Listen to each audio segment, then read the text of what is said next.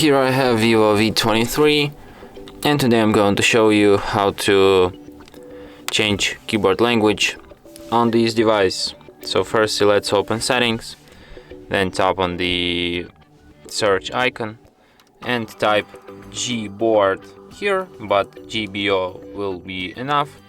Then go to the Gboard settings, go to languages here, tap add keyboard. Here you can see the whole list of the available keyboard languages. So let's pick, for example,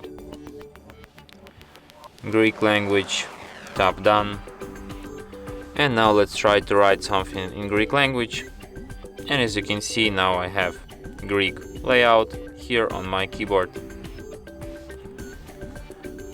And that's it. Thanks for watching. If you find this tutorial useful, don't forget to hit that like button and subscribe to our channel.